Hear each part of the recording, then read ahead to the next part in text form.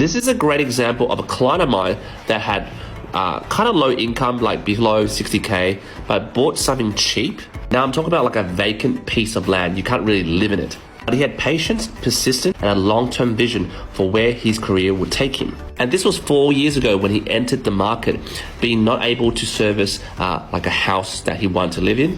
He bought this vacant land. Right now, this vacant land has gone up in a lot of value. It's in Sydney, and we're cashing out that equity. And now he's using that equity to do a construction loan to build his dream house. Now, before I roll the clips of me telling him the great news, just to give you context, the premise of this person's purchase was that he bought a piece of land, probably around 500 to 550 square meters. It's in Sydney, Leppington, and the land was worth 350K.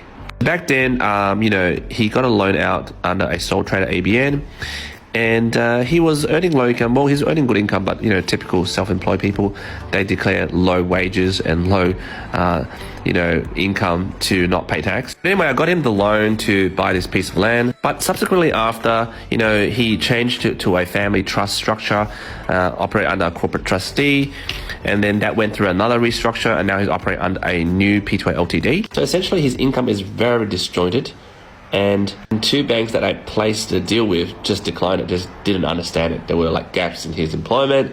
They don't believe the story. Mind you, this was full doc, not low doc. So there was full documentation of the income. I got him approved, so let's roll the video. Hey, brother. I got you the loan finally. Do you get my message? Man, we went with Rams, got declined, then went to ANZ, declined, and finally. I don't even know what's with all the declines, but anyway. Look, just bad assessors, they don't understand the structure, but look. The structure was, he had a 350K land that he bought about 4 years ago. It was worth 350K. Right now, as of today, it's actually worth 700, but I did the valuation 3 months ago. So it held his price at 750, well, according to the bank's valuation. Based on 750, 80%, we could borrow up to 600K. Now, during the 4 years that he had loan, he aggressively paid down the land, and he only has 150K balance. If you get this minus this, you have $400,000 worth of equity to be pushed out. Like I said, we don't just stop at one lender. So yeah, that's good. Got you the cash out from the land, 400K. How does it work now with the home loan? They're going to deposit everything in the one go? How it works is that right now his land is worth, say, 700K in this climate, but obviously it'll go up. He'll build a house on top of it over here, and he'll spend around 350K to 400K to build his house. Yeah, so then they'll give you 400K in one go, right? No problem, man. So all good, eh? Are you gonna start your construction? Oh, I can't wait. Again, we're gonna cop another 2 months of delay because of Christmas. Yeah, true. But yeah, it's not gonna happen until probably January or February. No, that's all right. Your land's worth 850 now, right? The land, now with prices coming down a little bit, actually it's about 700, I would say. But you bought it for how much?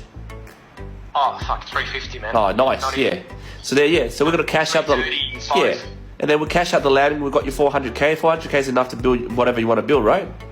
It will be, yeah. Yeah, and there's no money down. Just all the bank's money. Correct. So once it's done, we will do a new loan, right? Conservatively, if you get the land price plus the build price, the basic cost is 1.1 million. The bank will conservatively value it at 1.1 million. But if you guys know Sydney, Leppington, to buy like, a 4-bedroom house with, 500 to 600 square meters, you're probably looking at 1.4 to 1.5 market value when he's done with constructing on the home. But to be very conservative, say the market value is 1.2 when he finishes. He currently has about 550K, which is the 150K balance and the 400K that he took out. Get the final property, revalue it, and see where there's more equity. Okay, no problem. Yeah? Because ideally, I wanna get another 100 to be able to work with my next project. Buy land or something. Okay. Whatever I can find. Now, 80% of this, right, is actually 960K. Now, 960K minus 550K, that's 410K. That's like equity that we'll have. Now, he simply wants another 100K for him to find another piece of land for, to pay the 10 or 20% deposit to rinse and repeat. All right, no problem, man. Yeah. Okay. All right. Okay, bye. Thanks, bro. See you, mate. Okay, Bye. As I say, this client is a great example for a lot of people I speak out there, especially people who are on under 100K low income. That's what I consider low income. They always want to buy that mansion, that double-story house, or even a house. They can't settle for something small. But if you look at this guy, he settled for something small. He chose the right location and he waited on it.